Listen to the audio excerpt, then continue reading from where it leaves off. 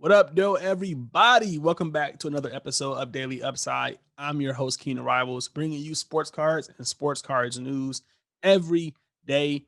Today's a pretty dope day. We got some basketball yesterday, and it was pretty exciting. I don't think I've ever been that excited to sit down and watch basketball in a long time. We had the bubble comeback last year, and that was kind of close, but this was a little bit different. It's something about basketball starting in December around the holidays that I think really does it for me. Or maybe I'm just happy that basketball is back. Who knows? So yesterday we got to see the Brooklyn Nets face off against the Warriors, which was a crazy game. Felt really bad for the Warriors. For those of you who didn't see it, you didn't miss much, but you also missed a lot, if that kind of makes sense. And then we saw the Clippers and the Lakers play. I wasn't really too excited about that game. I mean, it's just kind of the same old thing, very predictable. I kind of knew the Clippers are going to come out and play hard and win. And I was really the main event was really the Nets. So we're going to get into some NBA news. So we're going to talk more about them in today's show. Before we do, I want to remind everybody to shoot me a follow on Twitter. It means a lot to me that you guys go over there and support me, tweeting about NBA Top Shot, fractional investing, different investment plays. I'm super active over there. I say that every day, and I see you guys have been following me, so I definitely want to thank you. Also, if you haven't already, hit your boy with a follow on Instagram where I posted various plays. I've been a little slow on Instagram, but we're going to get back there. I got some content planned. I'm just, kind of in limbo with this office right now. So it's been taking up a lot of my time. You guys won't believe they shipped me my desk, but they didn't ship me the top of the desk. I understand it's COVID. I understand it's the holidays, but I just want to get this done with. Once it is complete, though, I'll give you guys a little review or a tour. I put on Instagram, like, do you want to see my office when it's complete? And like 80% of you said yes. So we'll do like a little office tour and kind of show you how I film these videos, how I do my top down videos, because a lot of you guys always ask about that when I do live streams or unboxings. And maybe I'll show you how I take my pictures as well. People, seem to like them. This one's a little rushed, but you guys kind of get the overall idea, and people really like this aesthetic. So I'll show you guys all that. The behind the scenes stuff will be coming soon. Getting into some of the NBA news today. I mean, Bleacher Report. It's just all about the Nets. I thought this was a pretty warm moment with KD and Draymond linking up. So shout out to them. KD's not salty. KD seems really happy. That's what I've been noticing. Like KD's always like this angry guy. He just doesn't seem angry anymore. He seems really happy to be in Brooklyn. There was a play where Kyrie shot. Here it is. There was a play where Kyrie shot a three, and KD just looked so happy for Kyrie. Like, look how hype he is. That's the kind of stuff I want to see. These guys are friends. This whole Brooklyn Nets team, they're just super in sync. Chemistry's on a whole new level, and we're only on game one. So yeah, yesterday, Kyrie and KD, they put up 48 together. Durant had 22 points, 5 boards, 3 assists. Didn't see a lot of rebounds. I was kind of shocked to see that, but he really didn't play that many minutes either. He went 7 from 16 from the field, so it was really nice to see him actually put up some shots. Kyrie also put up 16 shots. He went 10 for 16 from the field, had 4 boards, 4 assists, and he scored 26 points. It was a very embarrassing game. Every time the Nets had the ball, I just felt like they were punishing the Warriors. Steph Curry did his thing out there. Andrew Wiggins looked awful.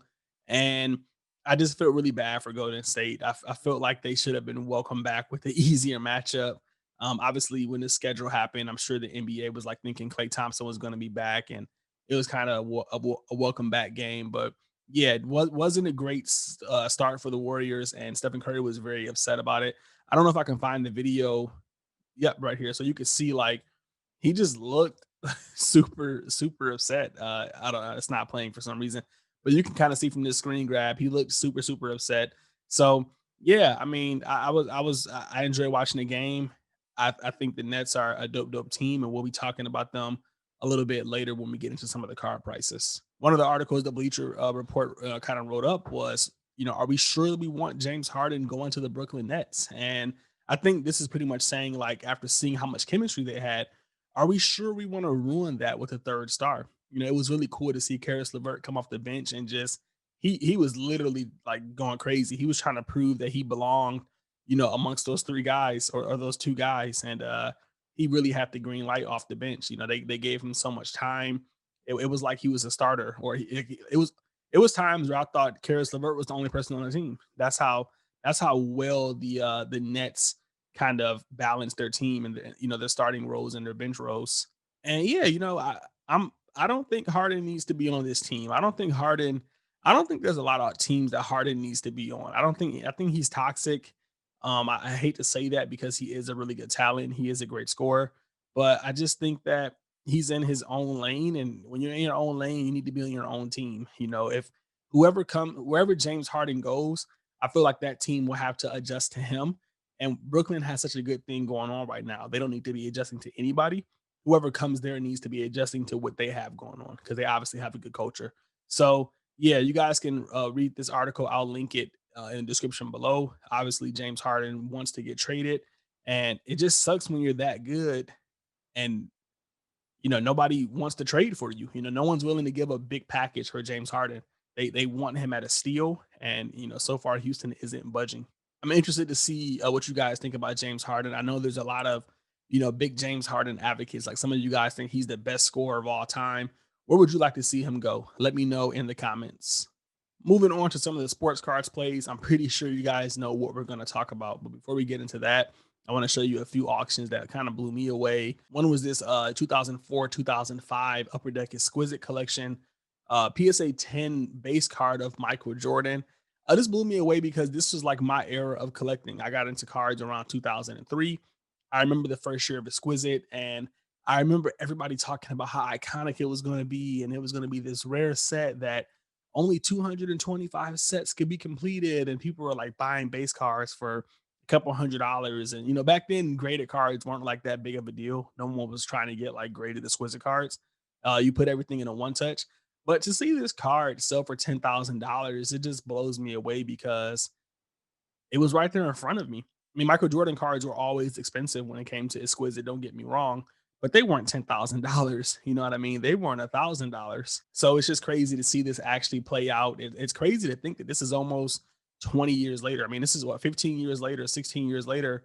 And this card is going for an astronomical amount of money. I'm sure it's super rare.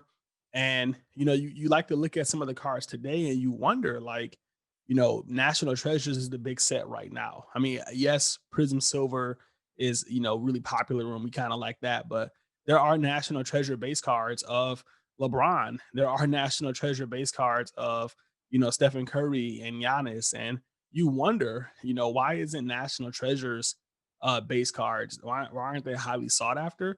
And, could they ever reach this price point? Now that's 100% speculation, but just kind of putting it out there. But yeah, super, super insane price point here on the Jordan. If you guys have any of these cards in a box from 20 years ago, then it might be a good time to sell them. Moving forward, we saw a 2009, 2010 Stephen Curry Bowman end. And again, we saw the Bowman Blue end a few days back. And this one ended for about the same price, not really going for that much, $1,600. It just seems really low to me. I would like to see a PSA 10 to kind of see what the real market value for these are. Because BGS can be low sometimes. And I think a PSA 10 needs to be listed to kind of like set the bar. But yeah, I mean, Steph Curry obviously didn't have the best debut yesterday. And for a minute, I thought maybe his cards are kind of going down in value. Maybe, the market isn't so high on him because the Warriors do not look good. Obviously, Draymond isn't back and James Wiseman, he's relatively raw. But yeah, it didn't end for a lot of money. And I thought the market was kind of getting soft on Stephen Curry. And that was until I saw this Topps Chrome PSA 10 rookie card of his end. It's over $27,000. And that's about the standard, we see for Stephen Curry, So, the market may be soft to him on the Bowman, but the Topps Chrome is still going strong.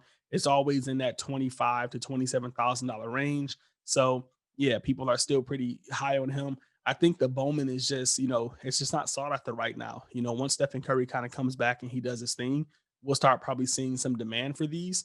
But right now they're just kind of available and going for a good price point. So if you're in the market for a Steph Curry rookie card, the Bowman is one that I'd be looking at. I mean, I'm looking at one. I actually own one, and I may not be opposed to picking up a second, one if they can kind of trend around these price points.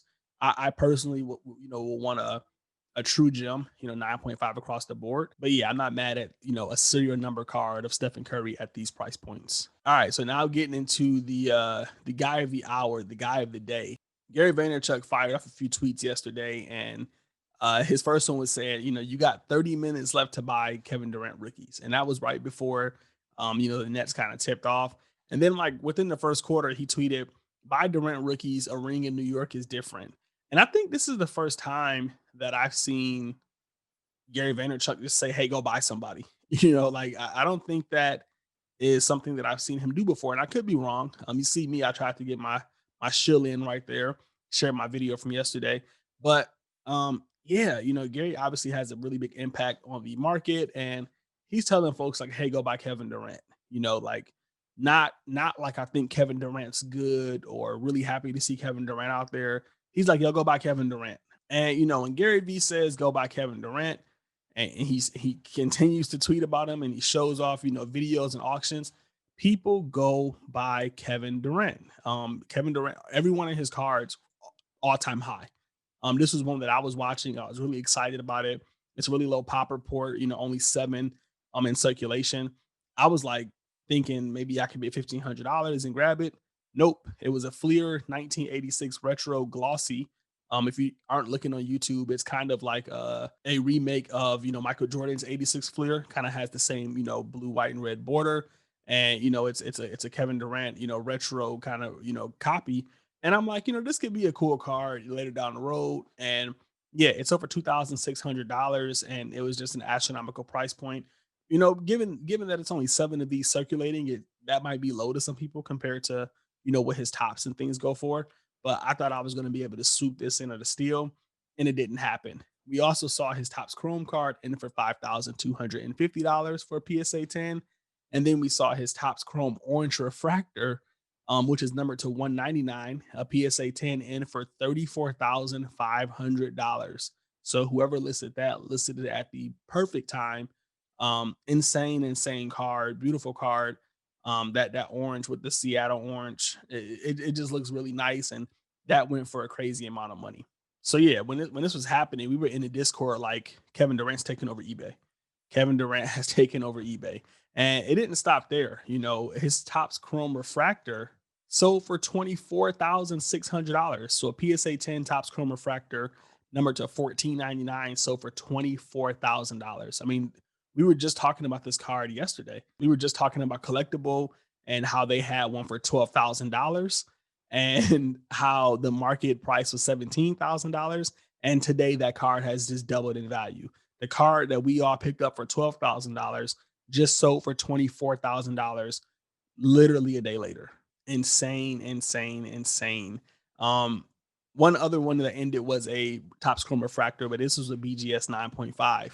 And a lot of you always ask me, what's the difference between PSA 10 and what's the difference between BGS 9.5? And right now, the difference is about a 2x. So for the most part, if a BGS 9. If a PSA 10 card goes for $1,000, you can kind of pick the BGS 9.5 for like 500 or 550. The thing I've been noticing though is that the PSA 10 goes up way faster than the BGS 9.5. Like the PSA 10 will go up off hype alone, which is what we're kind of seeing here with Kevin Durant.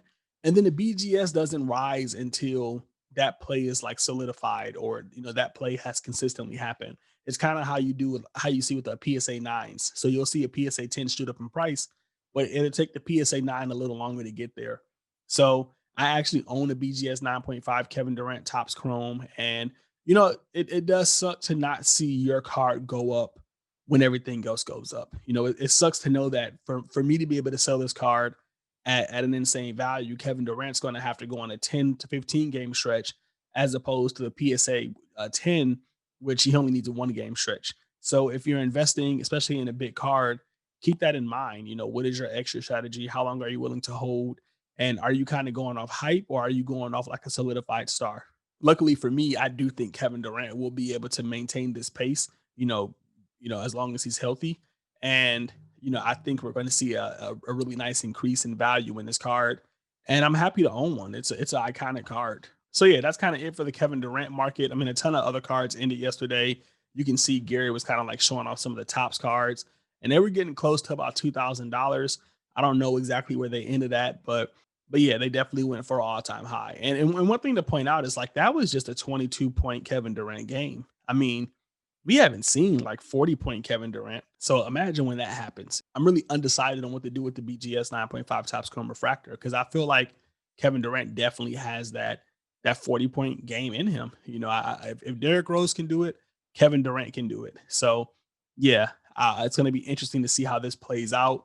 And I was looking at LeBron's top score refractor, Stephen Curry's, and I feel like they can get up there. I feel like Kevin Durant could be up there with them in terms of price, especially if we continue to see people like Gary tweet about him and just the market excited to like have him back.